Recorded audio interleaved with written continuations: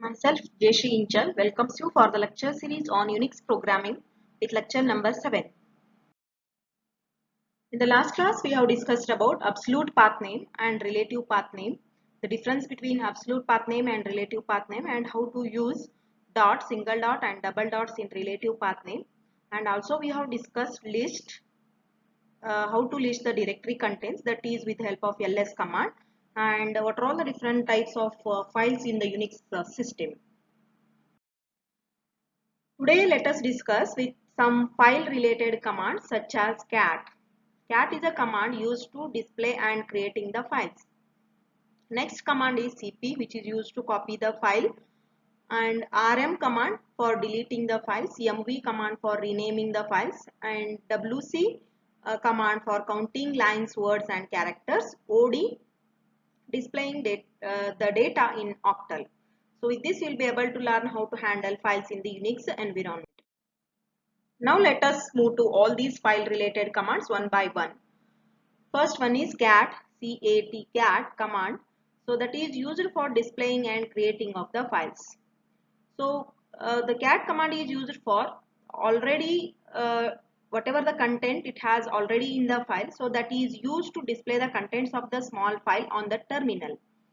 Say for example, if I return cprogram.c with this content, okay, if I have stored that particular file with the cprogram.c, if I want to see the content or if I want to display the content of this program.c, so just you have to type the command cat and the file name. What is the file name?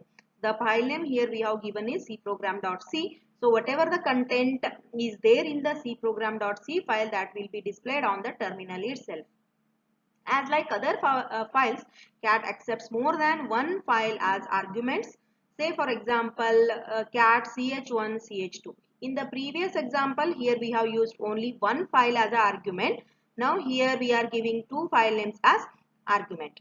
So what it does, it contains the contents of chapter 1 and it also contains the contents of chapter 2. In this, the contents of the second files are shown immediately after the first file without any header information. So first the content of the ch1 will be get displayed, and then later with the next line itself the content of the ch2 will be get displayed immediately after the content of the first file. So cat concatenates two files, hence its name is cat, concat normally say. So even command can be used with a different number of options. The first option used in cat command is displaying non-printing characters. That thing can be done with the -v option. Cat without any option, what it does, it will display the text files, right? So if we use -v option while displaying, so which is going to print or display the content, non-printing ASCII characters can be displayed with the v option. So which is going to display the non-printing ASCII characters. Next other option with the cat command is -n. So if you use -n, which is going to list the number of lines. So -n option is used to number the lines.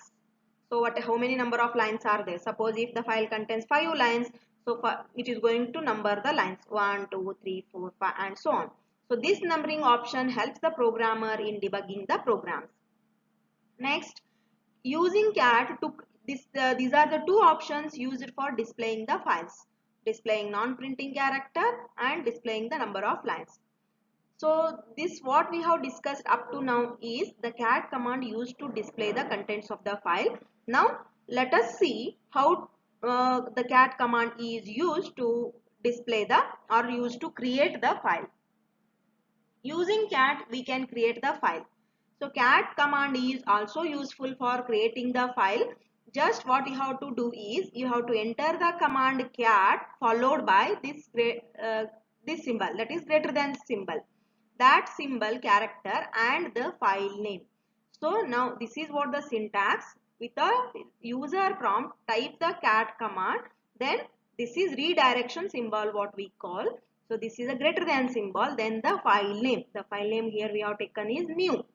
So now if you give this command, then this is a new file which is going to be created and which should have some text. So now it will prompt the user to write something, and user is going to add some contents to this file, which is the file name you have given, new. So new file name, with that we are going to enter some data or content to add on to the new file.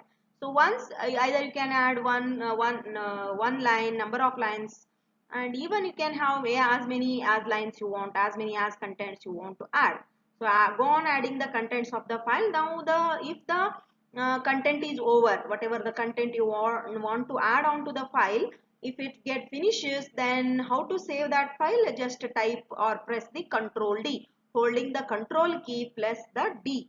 Then it will again prompt to the user prompt. Means what? Whatever the content you have already entered here, that all the content will be stored under the new file. So this is how cat command is used to create the new file. So when the command line is terminated, then press the enter and the prompt vanishes. So now cat waits take the input from the user. So that is enter few lines, then press Control D to signify that that is the end of the system. And if you want to see the content again with the new file, you just write the cat command. So cat new, just now we have created the new file. So at that time should not use. If you want to see the content, you should not use this symbol. Whenever you want to create the file, new file, so at that time only we have to use. This is called as redirection symbol. So now if you want to see the display of the content what we have entered, so this is what just you have to type cat and new cat command with the name of the file. So this is a new file which contains some text, and add some contents to the new file. So this is about the cat command. Now let us move to the second command, that is cp. Cp is a command used to copy the file. Cp command copies what? A file or number of group of files into the one directory, or else you can copy one file to the another file in the same directory also. It creates an, what exactly it does is it creates an exact image. Copying means what? Exact image of the file on the disk with a different name.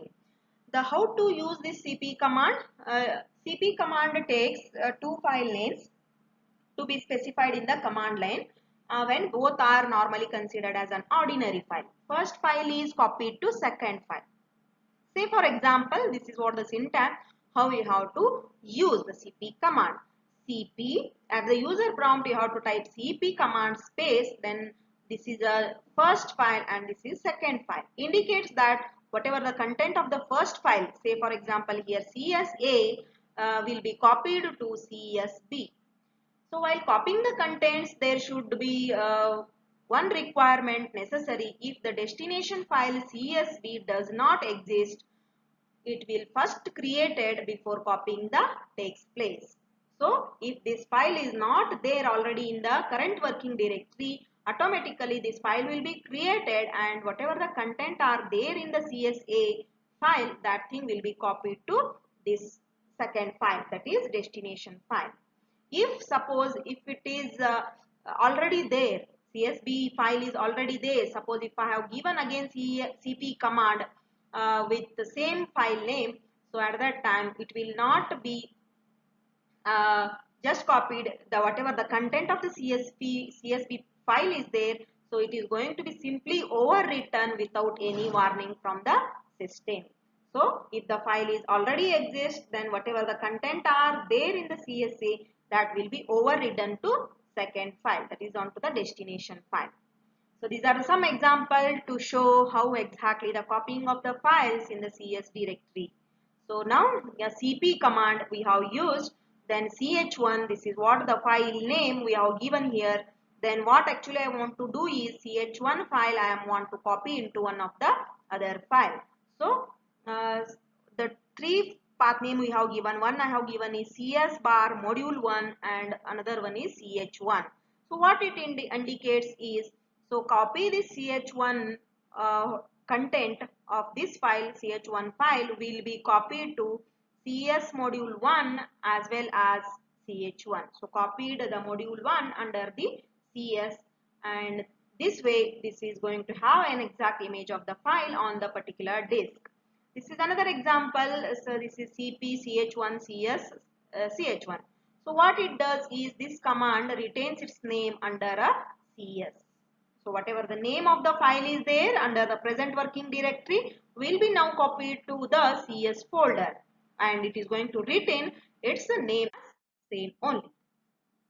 CP can also be used with some shorthand notations with the help of dot symbol to signify the current directory as the destination.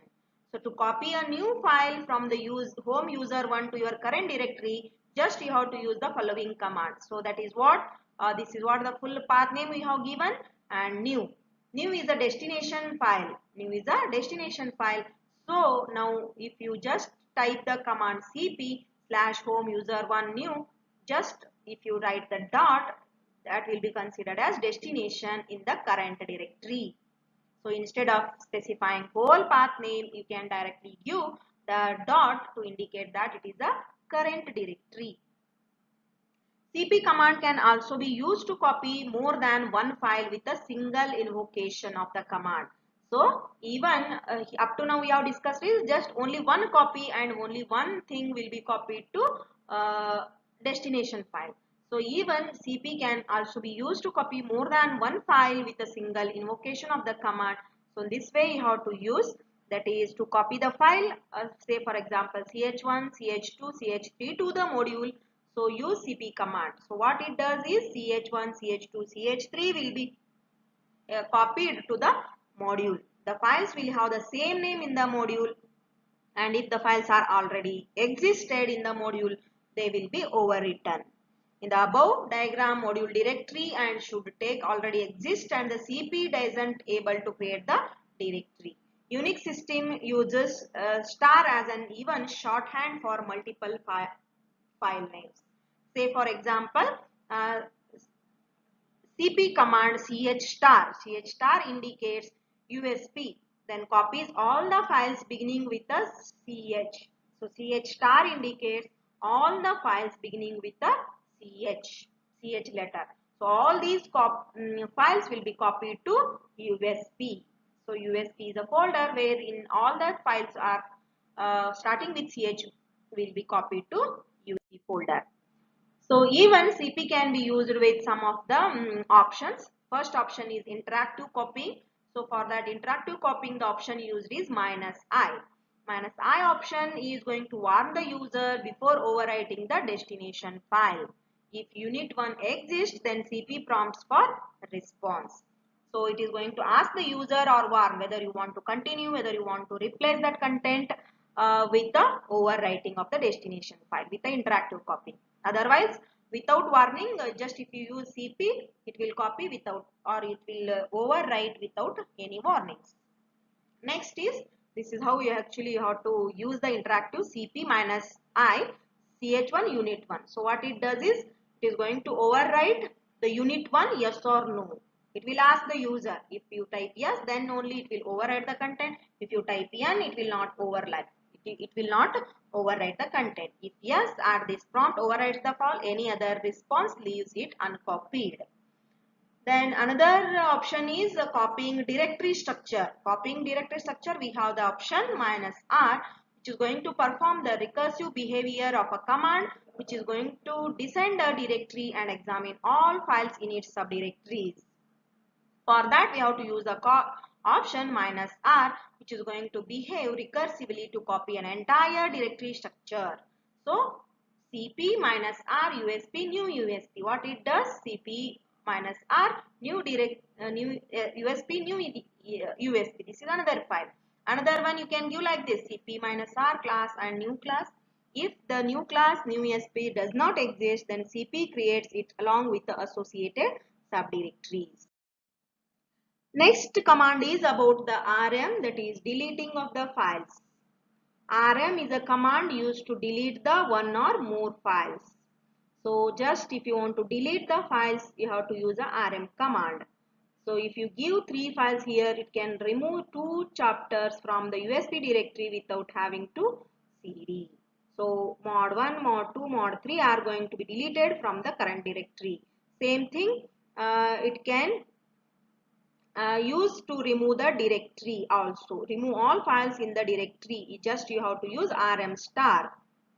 rm star. Okay. Removes all files from the directory.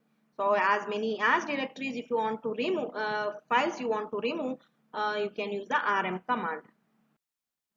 Even it can be used for with options also, for interactive deletion. Interactive deletion minus I option. So before deleting it is going to confirm the user for removing of the file. So just you have to use minus I option. So when you press enter, so with whether you want to remove ch1 yes or no. If you type yes, then it is going to show you it is going to be deleted from the current working directory, and if you just know if you are not entered anything, so that remains undeleted. The another option is recursive deletion. For that you have the option minus R or capital R, so which is going to perform a recursive search for all directories and files within these subdirectories. So rm minus r works as same thing with the rmdir. So what it does is it deletes all files in the current working directory as well as its subdirectories.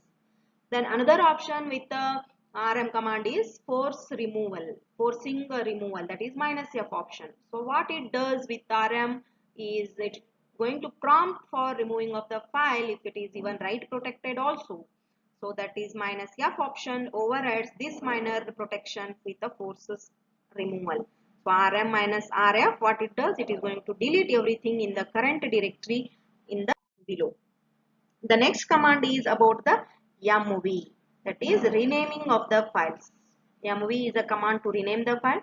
The mv command renames or moves the files, and the two main functions are to rename a file or a directory, and it moves a group of files to a different directory.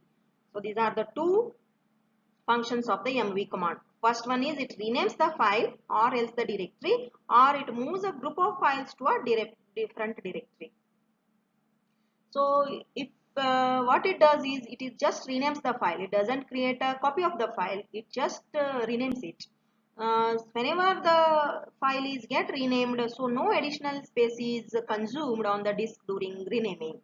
So just to rename the file, say for example CSB as CSA, just we can use the command mv CSB CSA. So if the destination file, this is destination file, doesn't exist in the current directory, it will be created, or else it will be just renamed with the specification file in the mv command. And the group of files can be moved to the directory. So moves three files, that is ch1, ch2, ch3 to the directory module. So even mv command is used to move all these files to the module directory. So what it does is it can also be used to rename the directory, and mv command rename and the new name. So mv replaces the file name in the existing directory with the new name. It doesn't create any copy of the file, just it renames it. So even it can also be group of files can be moved to a directory. Chapter 1, chapter 2, chapter 3 to Unix. Any examples you give. Next command is related with the wc command. So wc command, what it does is counting the number of lines, words and characters in the file. wc command performs word counting, including counting of the lines and characters in a specified file. So it takes one or more file name as arguments and display four columnar output like this. So if you just give wc, this is what the file name. If you give, so it is going to give this as output, that is output is 4209705. So first line is line, so means it indicates that the number of lines in the file, and next indicates the total number of words in the file, that is 20. Next 97 is the total number of characters in the file, and this is the name of the file. So line indicates the any group of characters not containing a new line, and word indicates that group of characters not containing the space, tab or new line. Character means smallest unit of information and includes a space, tab and new line. And WC offers three options to make a specific count. -1 option used to count only the number of lines. -W is only for the words. minus C option counts the words and characters respectively. Even WC will be used with the minus L option with O file. So only it will give is output is 4 because the number of lines are 4. Then the same thing, if I want to know only how many words are there in the file, just you have to give minus W as option, then which is going to show us only the words, that is 20. Same thing, multiple file names, WC produces a line for each file as well as the total count. So this is what the another option, how you can give WC minus C O file, so which is going to give file 97, O file 15 file and 112 total, multiple file names as well. The last command of this is file is OD. So OD is a command used for displaying the data in octal. OD is a command which is going to display the content of the executable files in an ASCII octal value. $more O file is an example for OD command. Control D is used as an interrupt key. Minus B is option to display this value for each character separately. And each line is going to display 16 bytes of data in octal and preceded by the offset in the file of the first byte in the line. So how to use is OD minus B option, each character separately. So this is how actually the executable file, contents of the executable files will be normally stored in the form of ASCII octal value. So 164, 150, 151 means these are the some octal value of the characters. Okay. So if you want to know about the character, what exactly 164 holds. So what is the ASCII value of the, so what is the character of this particular 164 ASCII value. So if I want to know that particular character, you can use with minus C option, that is minus C character option. So what it does is now it will show the printable characters and its corresponding ASCII active value representation. So what you have to give is OD minus BC file. So OD minus BC file, this is what the output. So this is what the memory, how exactly it has been taken place.